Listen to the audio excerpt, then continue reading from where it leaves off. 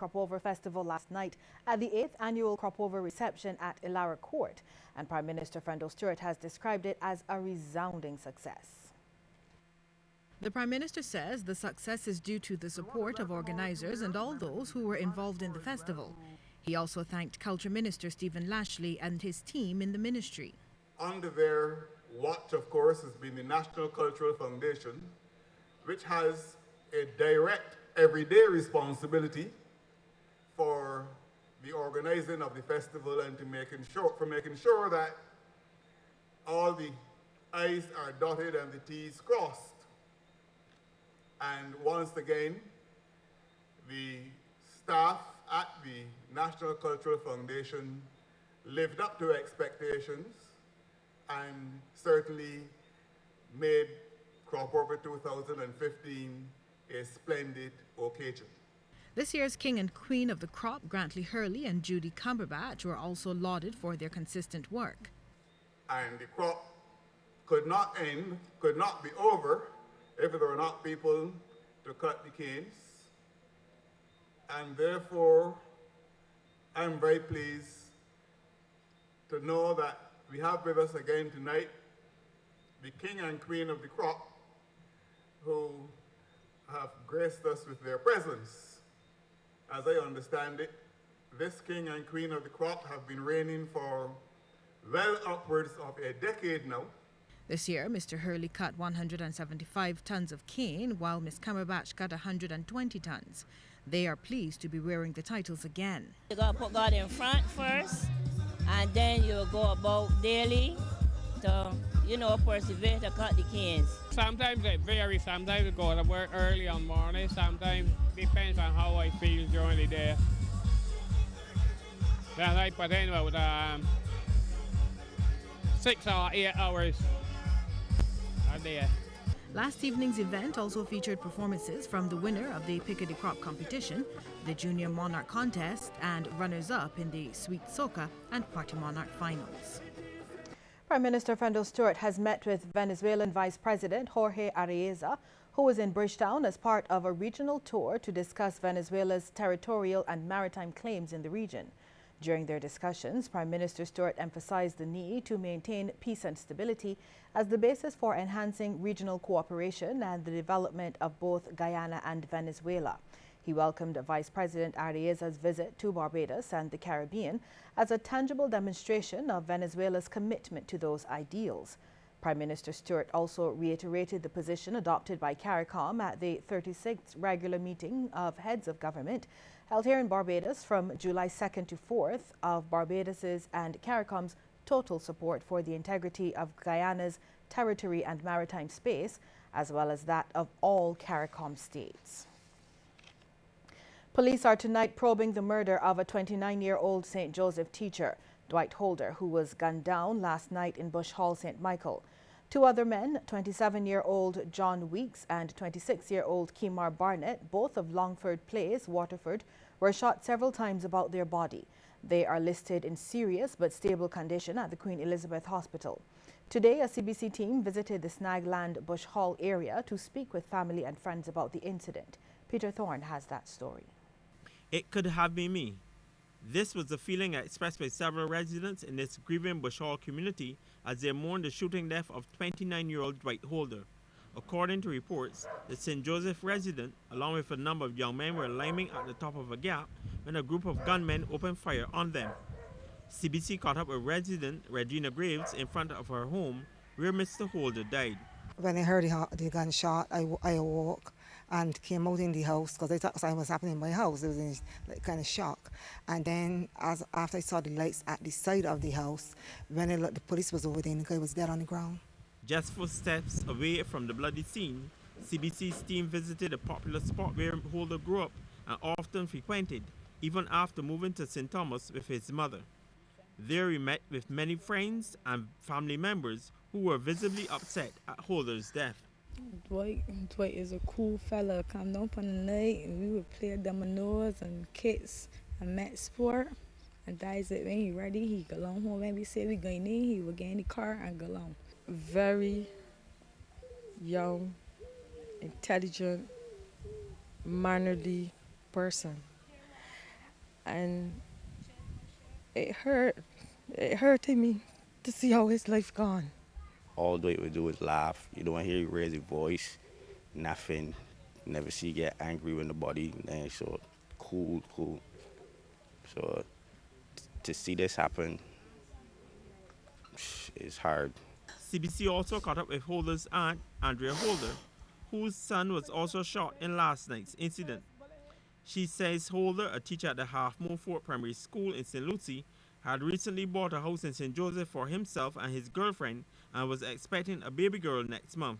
She, along with many others, believed the shooting was a case of mistaken identity.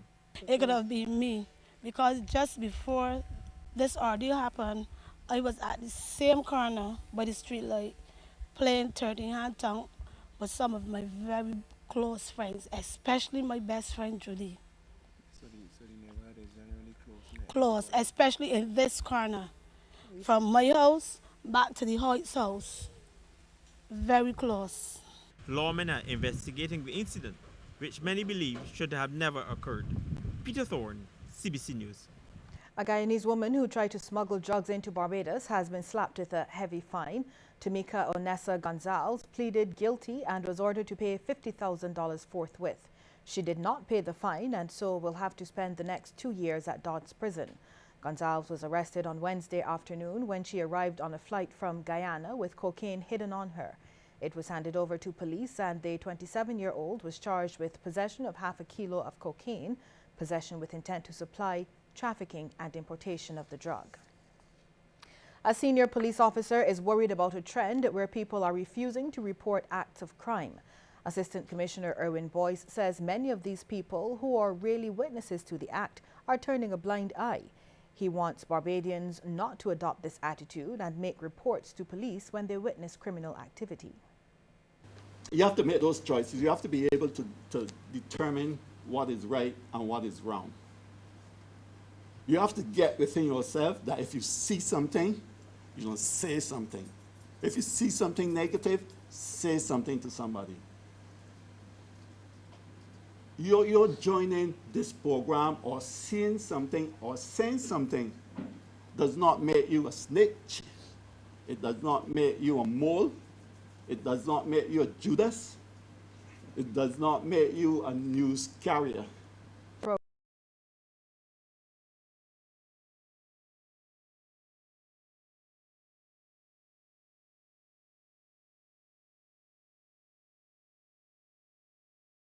Program, which was geared to help those students in Chapman Lane and New Orleans who took the 11+ examination this year. 7 students graduated, 4 boys and 3 girls. Mr. Boyce advised the students to make good choices. You're something tempted to want to be part of the group that seem to be more macho, that seem to be the ones that are respected because they can bully. But my advice to you is to, one, ensure that when you make a choice, you make the choice in collaboration with your family. 2 more earth tremors were recorded northeast of Barbados earlier this afternoon. According to the University of the West Indies Seismic Research Center, the first tremor was magnitude 4.6 and occurred at 2:21 this afternoon. The second tremor was magnitude 4.5 and was recorded at 10 minutes after 3. The unit had previously stated that some aftershocks would occur in the aftermath of the July 16th 6.4 magnitude earthquake. We'll have more news in just a moment, but first we want to get your take on this question. Do you believe Barbadians are refusing to report acts of crime? Text yes or no to short code 8111. We'll have the results for you at the end of the news.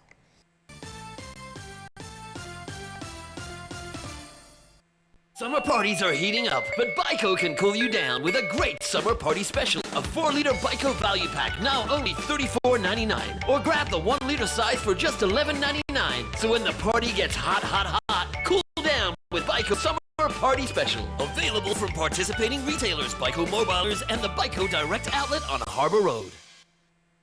This week on 18 Degrees North. The latest war on terror.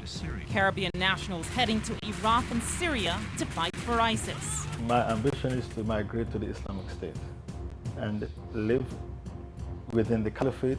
What life is really like for Trinidadians already living there. It's really boring at times. You know, it's really cold. On the next episode of 18 Degrees North. Airing Wednesdays at 9 p.m. on CBC, with a repeat broadcast Sundays at 5:30 p.m. and brought to you by Rainforest Seafoods.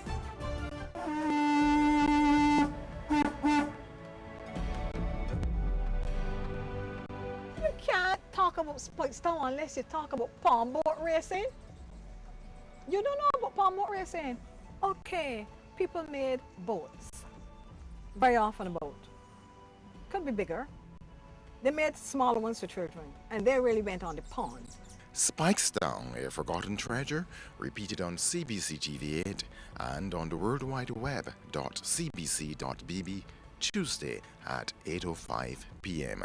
Spikestown, a forgotten treasure. Good morning.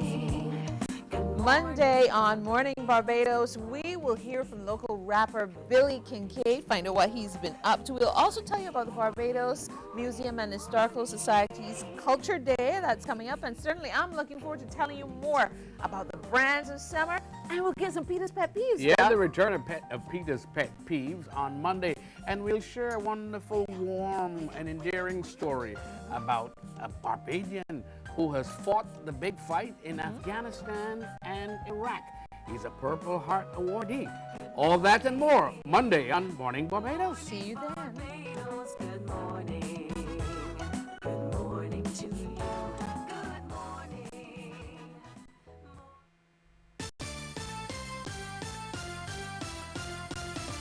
77 students in this year's Camp Enterprise were out in full force this morning as they cleaned up the Warrens area.